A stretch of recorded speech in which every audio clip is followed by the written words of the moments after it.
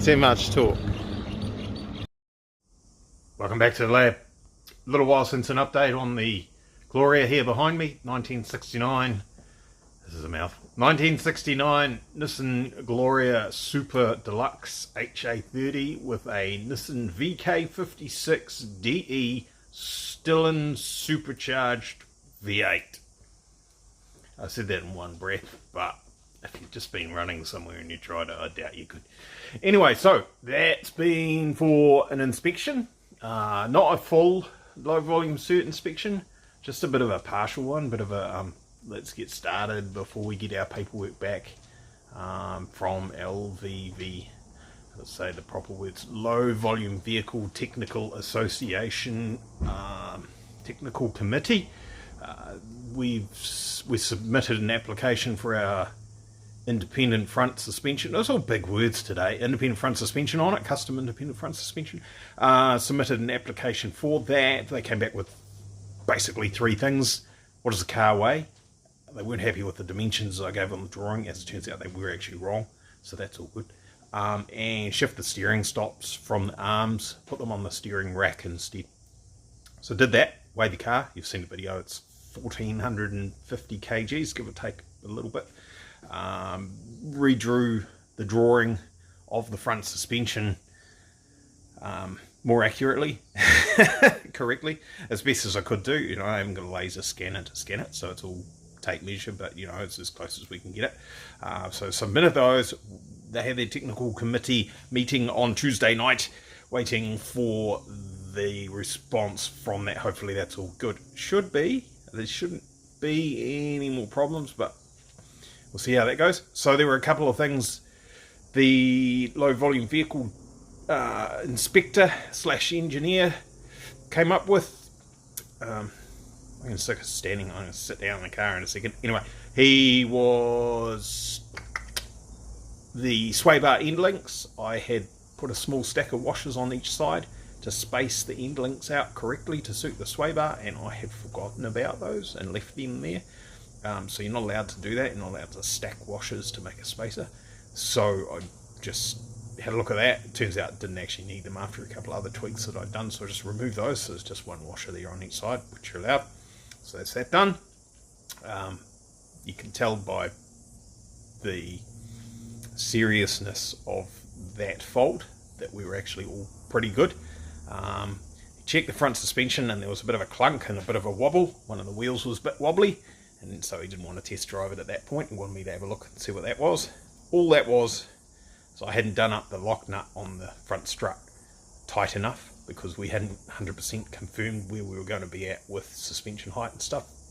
We're still waiting to hear back from Low Volume Technical Association Technical Committee with their okay on the dimensions that I've given them. They might turn around and say we're not happy with that, it needs to be higher. I doubt they'll say it needs to be lower. There might be some changes. So, and things have been apart back together so many times. It was probably just above finger tight and a couple of test drives, and it's just come loose. It's no big deal. Got some new C spanners from our mates at Repco. I was going to show you. I can't lift it up that high. We've got a Repco sticker on the banner on the march there. Got some C spanners, can deal with that.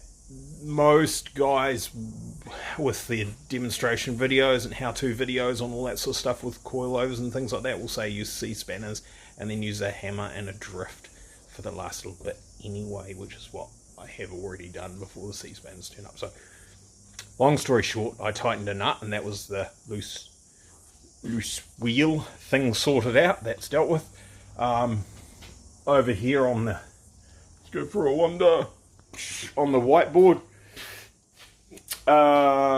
pretty small list on there. Most of the things I actually told the certifier about. I said, look, I know these things you're doing, we've just run out of calendar time to do them. The customer's pretty keen to get the car inspected to know where we're at. It's got a leaky power steering rack. It's just one seal, top seal where the steering shaft goes in. I just need to pull that out, change that seal. It's it's not hard, but it is hard.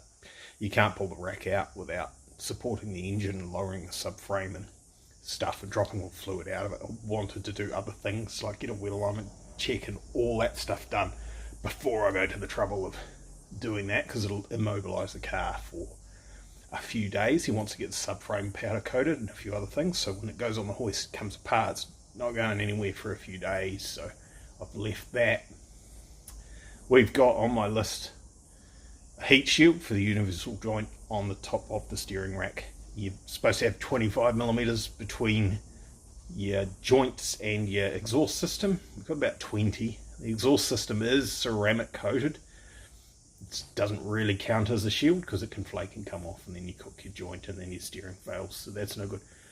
We'll do that shield when I've sorted out the leak on the rack. There's no sense in building a shield and putting it all in there and then taking it all off again to get the rack out. So yep, cool.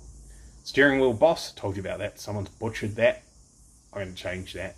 I'm going to fix it. I need to get a new one. I have to probably pretty much drive to Auckland and go through some stock on people's shelves and see if we can find one that will work. High stop light.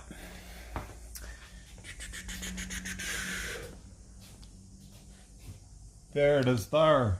Can you see it? Can you see it? Or you would see it if it was wired up and I put the foot on brake pedal, you'd see it. But I've just put that in this afternoon, so that's cool, that's done. That's it. That's our list at the moment of things that need to be sorted out to make this car be good and road legal, except for the rust around the rear window.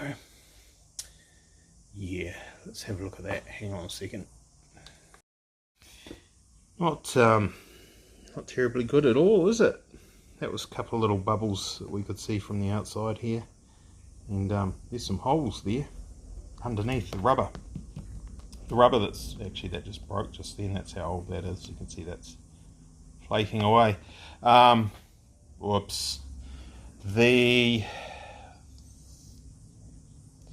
I'm not going to thrash him too much, but the guy that sold this car sold it as being a ground up rebuild or something like that, you know.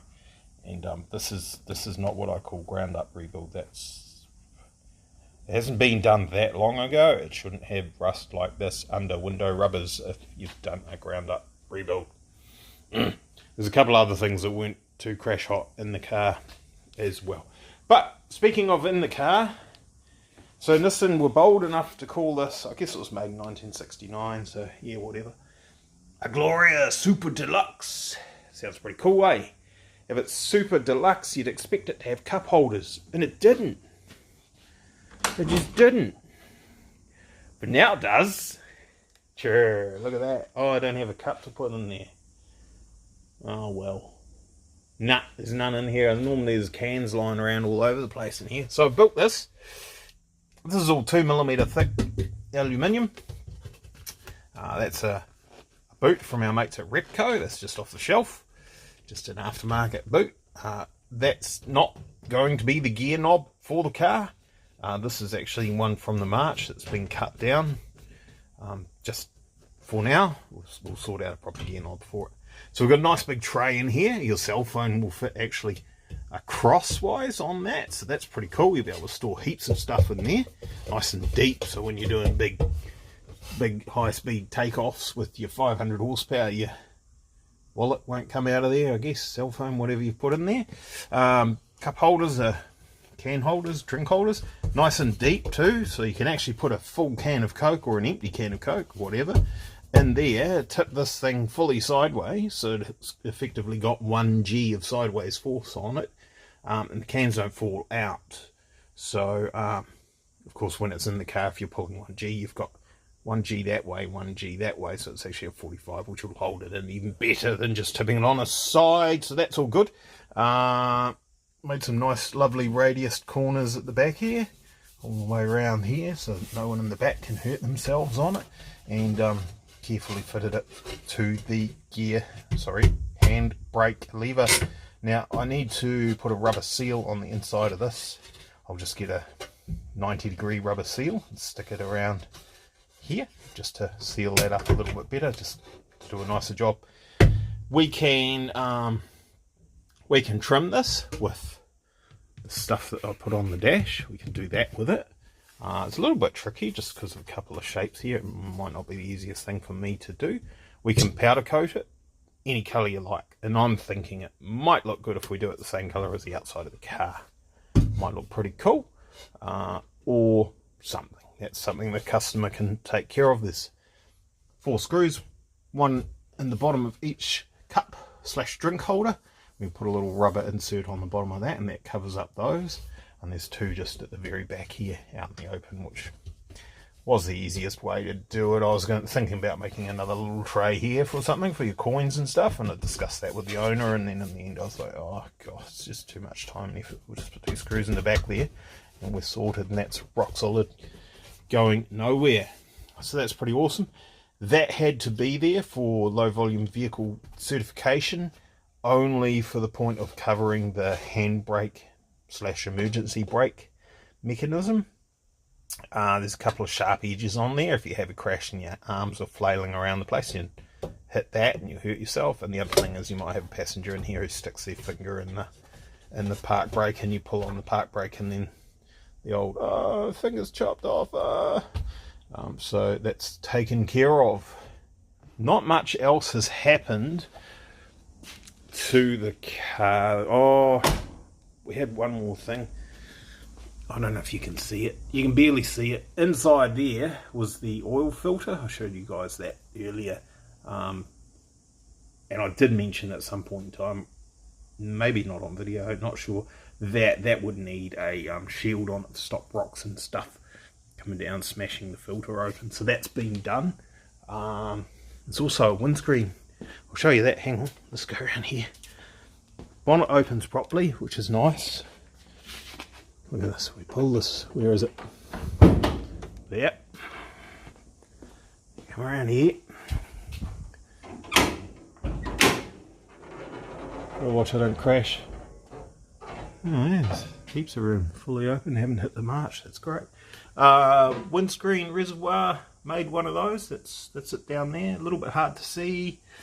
You're probably going to have to take the air filter off to fill that up, but it's no biggie. I used that hole that you guys might remember that was in that panel down in there, and the tank pops out. Oh, you might just be able to see it. Sorry if the lighting's bad. I could get a torch, but nah. The tank pops out in the bottom there. So that's that. There is nothing else to see in here. Nothing has changed, but it looks good, eh? Like with that lighting on there. Pretty happy with how that's come out. I need to put some heat shielding on this side of these tubes. Obviously, I think I've discussed that before, it's not really a cold air intake, especially being so close to the radiator there. It just heats everything up. But once you've got a decent amount of airflow going through there, that kind of cancels out. It shouldn't be too much of an issue.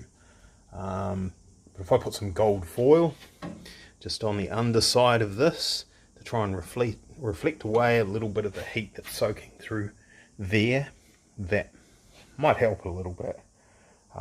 We could get that ceramic coated, I guess, that air intake. That would probably do wonders for it.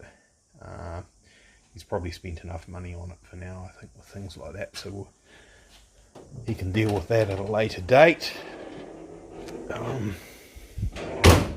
It's starting and running beautifully, so it's just a case of get a couple more things sorted out, and we can go and get our cert taken care of, and it'll be on the road. I think I'm going to have to pop this window out. This could be a disaster. We can't get a new window. We can't get a new rubber. So I'm going to take this out of here. It's going to be bloody a bit scary. We do have a backup plan. Like if we can't get a new rubber and it absolutely destroys itself when the screen comes out, we're thinking about making a small frame to sit inside here, weld it into the body, or even bond it in or whatever, and then laminate that window onto that frame, have it nice and sealed up at the edges, make it look like a modern window installation where they don't have a rubber as such. It's got some funny lines, this car, isn't it? Funny lines, big roof section there. It's a bit weird. They don't really do them like that anymore. Enough of me babbling. Let yous all go. I see we've had a few more subscribers. That's awesome. I'll try and get a good video of this thing on the road when it's on the road. We might see if we can get to Hampton Downs and do a couple of minutes driving around on the circuit. It's probably a nice place to figure out if there are any issues with temperature and stuff like that. We can give it a little bit of a wind up on the straights and not worry about speeding tickets and all that sort of carry on. Plus there's a lot of safety gear there. If something goes wrong, fire extinguishers all over the place, whereas if we're out on the open road, obviously take a couple with us, but if something goes wrong and you use those up, she burns to the ground. And it could be a simple, worth nothing problem. It could be just a wire chafes through somewhere. It could be a faulty component. It could be a loose fitting on a fuel system or something like that. It's really worth nothing. You burn a $100,000 car to the ground. So testing at a track is not a bad idea. Probably will do it. Alright guys, had a few more subscribers, so that's cool. If we can bump that up a little bit, that'll be even cooler. What are we at? 3,330 or something, which is not bad. Mostly thanks to the Skid Factory from their New Zealand tour.